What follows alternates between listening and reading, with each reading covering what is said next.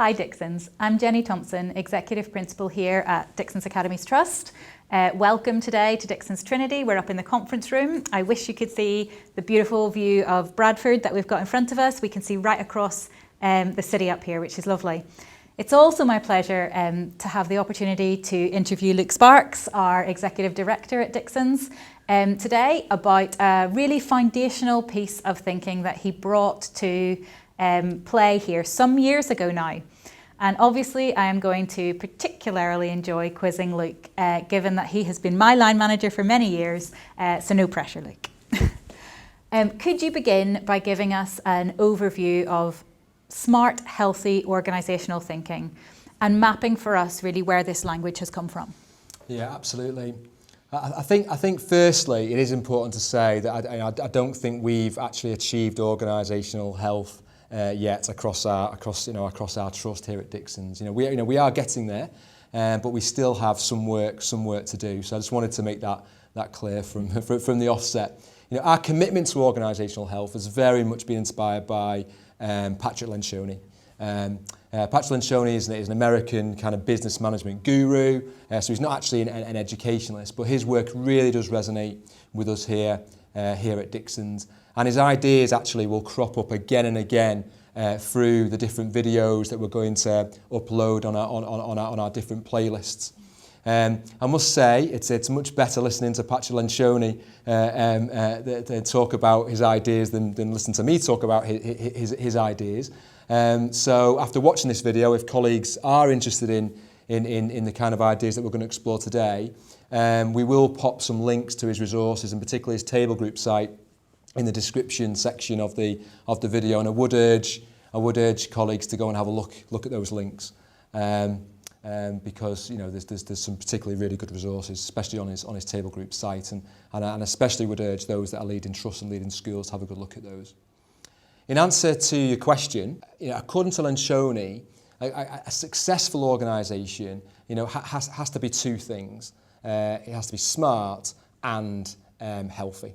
And he points out that leaders often pay too much attention to the former and not enough on the latter.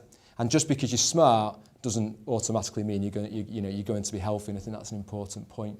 So a smart organisation, is really good at strategy, marketing, finance, HR, technology, all the classic fundamentals, really.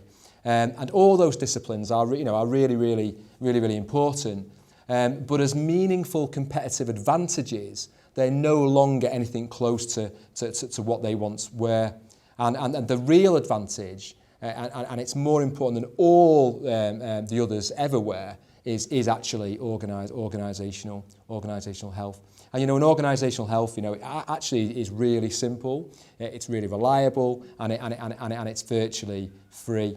So the way Lencioni kind of describes or defines a healthy organisation is that it's basically an organisation that has that minimal politics, minimal confusion, high morale, high productivity, and very low turnover among the very best employees. Even the smartest organisation in schools, in the world, will eventually fail, if they are unhealthy. But a healthy organisation, on the other hand, or a healthy school, will always find a way to succeed, because without politics and confusion, it will inevitably become smarter and tap into every bit of intelligence and talent, that it has. Thank you, Luke. What exactly, if you could explain for us, what exactly does an organisation have to do to get healthy? Yeah, well, again, according to Lencioni, I'm just going to talk about his ideas. There's 4 simple but difficult steps or disciplines that you need to take forward. And the first is, and perhaps the most critical step, is you need, in order to build a healthy organisation, is you absolutely need to create a cohesive leadership team. The leadership team has to be small enough to be effective. Members of the team need to really trust one another, so they can be genuinely vulnerable with each other. They should regularly engage in productive, unfiltered conflict. And if they do that, The team will leave meetings with clear-cut, specific agreements around decisions. Team members really need to hold each other accountable to the commitments that they make. And they really do need to be focused on team number one. So they need to put the collective priorities and needs of the larger organisation ahead of their own departments. So that's the first kind of step, building a cohesive leadership team, or the first discipline. The second step, or the second discipline, is about creating clarity. And creating that clarity and that alignment at the executive or senior leadership level is essential in building and maintaining a healthy organisation. You know, there's probably no greater frustration for employees than having to navigate the politics and the confusion caused by leaders, you know, who are misaligned. You know, even the slightest bit of daylight between leaders can cause an overwhelming effect on the employees below. You know, and Lencioni actually says, you know, what he talks about is there's 6 simple but critical questions that need to be answered. You know, questions like, you know, why do we exist? You know, how do we behave? How will we succeed? And alignment around the answers to those questions really just help to ensure that, you know, that everyone at all levels, you know, have complete clarity about what they should be doing to make the organisation, you know, even more successful. And in the next video in this playlist, actually, I'll be joined by Nick, our CEO, and he's going to and we're going to explore actually the answers to the full six questions. So after those first 2 steps, after, you know, you've built a cohesive leadership team, which is so important, after you've created clarity, you know, to secure that behavioural and intellectual alignment, the organisation can then take the third step, which is to over-communicate clarity. And, you know, I think that means, well, that essentially means repeating yourself over and over, which, you know, I'm very good at, and I'm sure everyone finds it annoying, and I actually annoy myself quite a lot when I do that. But I have an excuse. I'm over communicating clarity, and then I think, you know, critically, you know, there will be times, you know, when, you know, you struggle. You know, as leaders, you will struggle personally, you will struggle professionally. And it's at these times that hearing the vision or hearing the mission being shared back, you know, knowing that it's truly shared, you know, will be indispensable. So Lencioni says, you know, you should always err on the side of saying too much than actually saying too little. And that no one will ever leave your organisation because you've over-communicated or communicated too much. And in fact, you will know when you are communicating enough, because your staff will be able to do a really good impersonation of you. So what's your impersonation of me like, Jenny? I thought you might ask me that, and I can definitely do it, but maybe not on camera. Not on camera. I think, to be fair, there's quite a few of us at Dixons that are pretty good at this discipline of over-communicating. So finally, in addition to over-communicating, so once you've built that cohesive leadership team, once you've created clarity and then over-communicated clarity, that the final kind of discipline is we need to reinforce clarity. Leaders must ensure that, you know, the answers to the 6 critical questions are reinforced repeatedly, and that they become embedded into the fabric of the organisation. And they, as I said, that clarity has to be reinforced, and that is about the systems and the processes built around the values and the goals of the organisation. You know, particularly linked to how you hire staff, how you look at performance management and recognition, you know, and rewards. And it's these things should intentionally support and emphasise the uniqueness of the organisation. And we will explore this discipline in particular in future videos. You know, we'll pick up on quite a lot of those ideas. So if you can embrace these 4 disciplines, you know, build a cohesive leadership team, create clarity, over-communicate clarity, and reinforce clarity. If you can embrace those disciplines, you know, with the right amount of effort and the right amount of focus, if you can do that, then really you can transform your organisation into a healthy one. and that can be done actually in fairly short order, as is shown by the table group. Actually have a really great roadmap of how you can do that, which is definitely worth looking at. So, Luke, can you tell us how were you introduced originally to this thinking from Lencioni?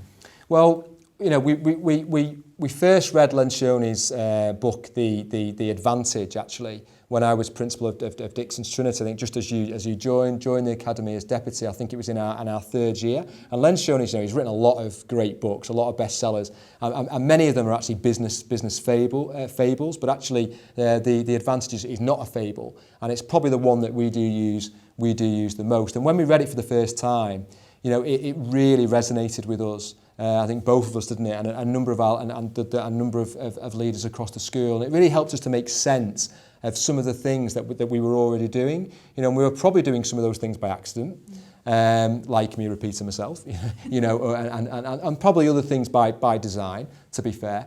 But Lencioni's ideas really did give us, a framework for helping us unpick why our school, was working so well. And now we use his ideas, a lot, particularly at exec level. We're all avid listeners of his podcast. So the focus on being healthy seems so obviously commonsensical. Yet, why do you think so many schools and organisations just don't focus on it? Oh, because essentially it's really hard. We talked about some things being simple, and it is simple, but it's really hard work. It requires real work and discipline over a period of time, and it must be maintained. We talk about it. It's Sisyphean. It's kind of it's never ending. And it can be a bit boring at times. Let's be honest. Some of the things it can be a bit mundane. But there is a pain if you want to master something, whether that's a healthy organisation or anything else. There is a pain element to it. That's just the way it is. I think thinking about education, I think most schools are pretty smart. They have good policies and they have good systems. Possibly that's been driven by external forces like Ofsted or accountability measures or other regulatory compliance. But it's often the way those policies and systems are implemented or not implemented that is actually the problem.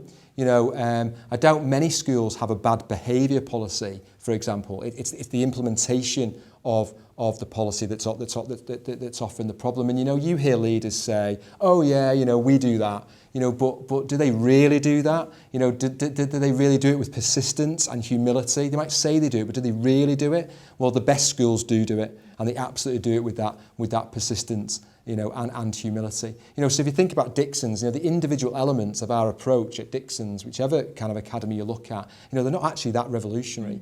They've been around education for a long time. It's the way that we do those things with absolute rigour and simplicity. That's what other people have said has led to our success. So organisational health, it just takes time. And it really requires, as I said, that persistence and humility. It won't happen overnight, but often leaders are kind of they're adrenaline junkies. They want things to happen really fast. So they give up. And then they come up with excuses for why it would never happen or never work in their organisation anyway. And then on top of that, achieving organisational health, it's not actually, intellectually sophisticated. And that means it doesn't really always excite leaders, because they're always looking for that quick fix or that silver bullet. And a lot of leaders actually pride themselves on their intelligence, so they're not interested in this healthy things. Yeah. It's not that intellectually sophisticated. And then thirdly, in spite of its power, organisational health is actually really hard to measure, in a precise and accurate way. It impacts on so many areas that it's virtually impossible to quantify. Its kind of singular impact, on results. So organisational health, really does require incredible hard work and courage. Actually, leaders, they must be willing to confront themselves and their colleagues and the dysfunctions within their organisation with this kind of uncommon level of kind of honesty and persistence. How has Dixons actively sought to generate an organisation that really foregrounds healthiness? I think first and foremost by trying to build a really cohesive executive team grounded in vulnerability based trust, and we continue to invest a lot of time in that. Getting our meetings right has been key. I mean, bad meetings, Lencioni will tell you, is the birthplace of unhealthy organisations, and good meetings, is the origin of cohesion, clarity, and communication. And actually, we'll share a lot more on meetings in a future video. And then we've started to roll out some of the training that we've done at executive level. We've started to roll that out across our schools around how to build a cohesive leadership team, and also around how to run great meetings. And then I think our answers to the critical questions, are really starting to become embedded, which is helping us to create clarity. And again, there'll be more on this in the next video with Sir Nick. I think over-communicating is a strength, as we've said, as we've kind of touched on before. And I think that's being supported by our internal comms strategy. And I think also just the way that we model that at executive level, I think that is now starting to filter down into our academies. And I think finally, in terms of reinforcing clarity, I think our whole organisational model of aligned autonomy, our new approach to strategic planning, which I think is really powerful.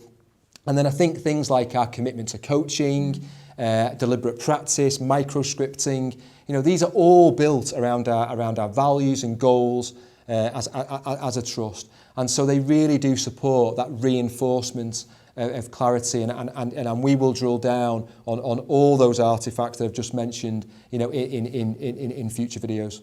Thank you so much, Luke, and goodbye to our colleagues today. We hope that you enjoyed exploring this start of our playlist as we drill down on who we are and what we stand for here at Dixons.